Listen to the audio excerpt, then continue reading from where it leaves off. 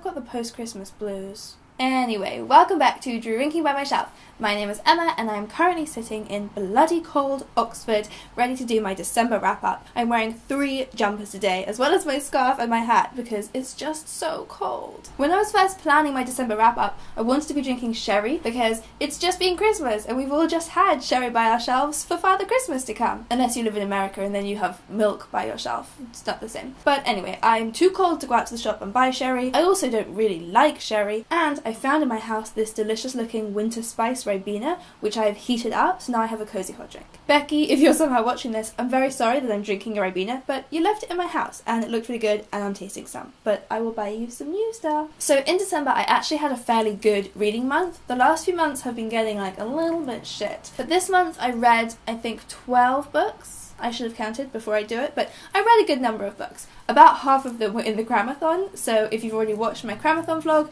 you will have a bit of an idea of what I read. But I'm just going to go through the whole thing. So the first book that I read in December was Mrs. Dalloway by Virginia Woolf. I actually read this one before in my first year of uni, 6 years ago, and I thought that it was really boring and I didn't like it at all. This time around I enjoyed it so much more. I still didn't love it the same way a lot of people I've talked to have absolutely loved it, but my experience of reading it was definitely very different to 6 years ago. Especially because I read it alongside All Passion Spent by Vita Sackville-West. That one's not on my list, I read it a few months ago. But Virginia Woolf and Vita Sackville-West were, in real life, lovers. It was just kind of interesting reading that with that knowledge in mind. My second book for December was Passing by Nella Larsen. This is a really nice little short one, so it didn't take very long.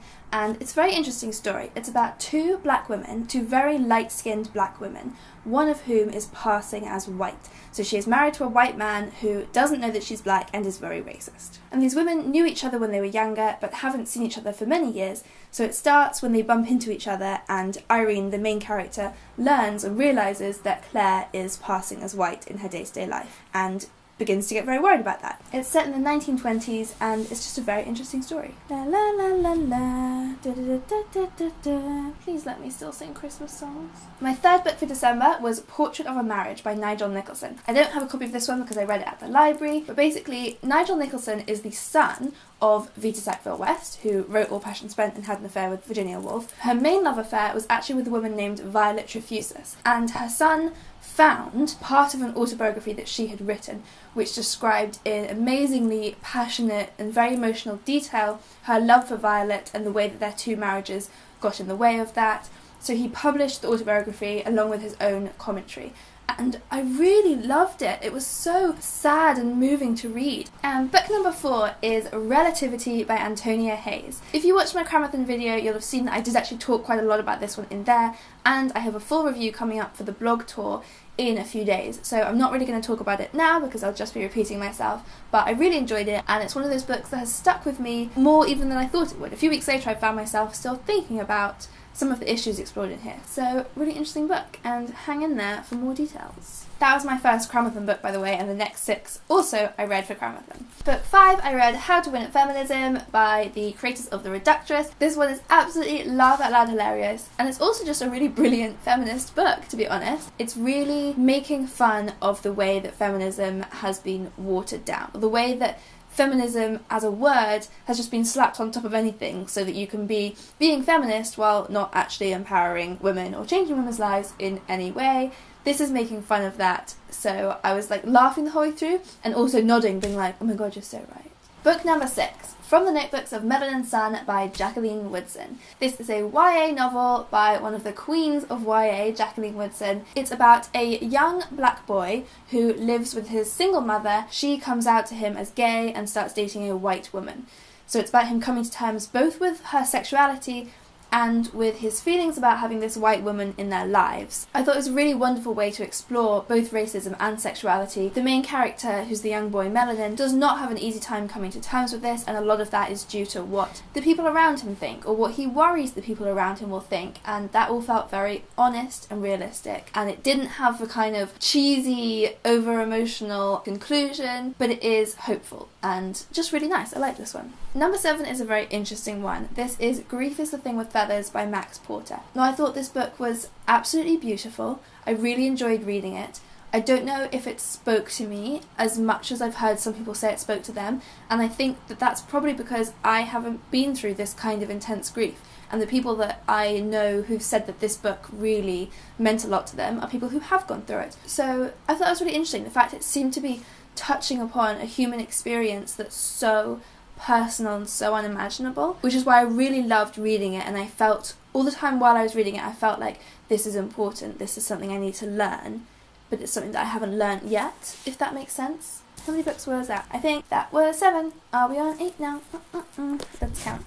Book number 8 was a really fun one. This is Weird Things Customers Say in Bookshops by Jen Campbell. Jen Campbell you probably know as a booktuber. She's someone that I followed for a while, she's really great, and she's written this book, and there's a sequel of it as well, which is just a collection of the weird things customers have said to her while she was working in the bookshop. Anyone who's worked in retail or in customer service in any way will know what it's like to deal with very strange requests from customers, and you don't have to have worked in retail, just any book lover will laugh out loud at some of these. It's getting dark outside, but I don't want to turn on the light, cause then I get shadows on my face.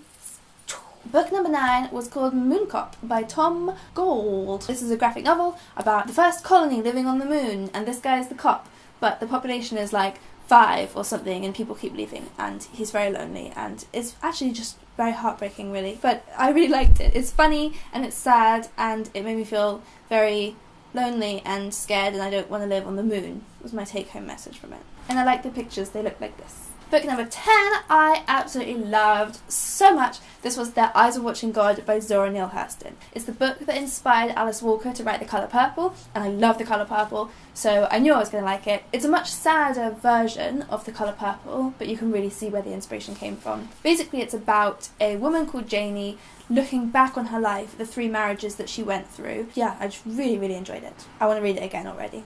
Book number 11 was called The Missing by Caroline Eriksson, and I would advise you not to bother. I'm sorry, I didn't really like it. It was a thriller, and I love thrillers. It wasn't even predictable, because I didn't know what was going to happen, but I wasn't invested in the characters, so when it did happen, I didn't really mind. Please do comment if you read it and liked it. I would love to hear some good things about it to even that out, but personally I was just nah about that one. And then finally, my 12th book of December 2016 was The Dry by Jane Harper.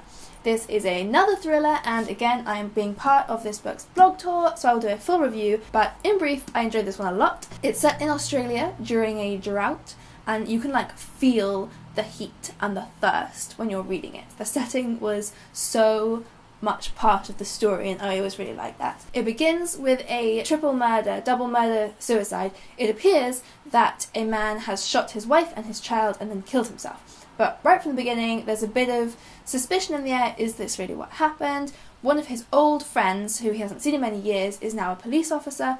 He comes back to town to kind of check it out, and we find out what really happened. And I will tell you more very, very soon. So those are my 12 books that I read from start to finish. I also did a little bit of dipping in and out of several books. Like, for example, when I went home, I read Frogs and French Kisses by Sarah Mlynowski, about a girl who finds out that her younger sister is a witch. My sister and I love them, and when I was at home this Christmas, my sister said that she thought the sisters really reminded her of us, which I'm taking as an insult because I'm the older sister, and the older sister is the one who's just kind of a loser, and she doesn't have any magical powers, but she wishes that she does, and the younger one's like the kick-ass witch, who's also just way nicer. The older one's very self-absorbed, which I obviously am, because that's why I make videos of myself on the internet. So it was very accurate, really, but that was a shame. Anyway, I've also been reading, I left it at my parents' house, I'm so upset because I want to show you the beautiful, beautiful cover. I've been reading Christmas Stories. I will put up the cover from the internet here. But it's lovely. It's just a collection of Christmas-themed short stories from famous authors,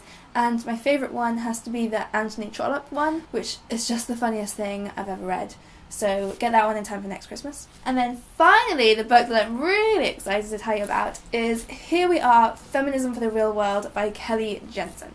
Oh my god. I've been looking forward to this one for a very long time, and I finally got sent a digital galley of it, which is so exciting. And I started reading it, but I was loving it just so much that I've actually decided to stop reading the digital version and wait until I can buy the physical one, because I feel like it deserves to be appreciated for the first time in its final version, which is like unheard of for me because I am so impatient that even though I do prefer physical books, I would never wait for a physical book if I had the option to read the digital one because I just want to read it. But in this case, I just think it's special enough that I'm going to wait. The aim that Kelly Jensen had with this book is it's supposed to be feminism for the real world, feminism for real people, intersectional feminism, and feminism that you can actually take into your own life even if you're not Lena Dunham or Taylor Swift. And yeah, that is working. I can already tell this is going to be like the feminist anthology that everybody needs. 100%. Mark my words. Okay, well, that's all the books I read. It's just going cold. Oh wait, that's Ribena. It's allowed to be cold. Okay. So,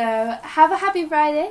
Subscribe to this channel if you're not already subscribed because I put up new videos every single Friday when I remember, which is every single Friday. So, no need for that disclaimer. Hit the thumbs up if you liked that video, even though I was overtired and showing off. And write me a comment if you have any thoughts about those books, or just to tell me what you've been reading, because I'm always interested in that. That sounded sarcastic. I'm genuinely always interested in that. I'm going to go back under the duvet now, because it's bloody cold, so I will see you next Friday.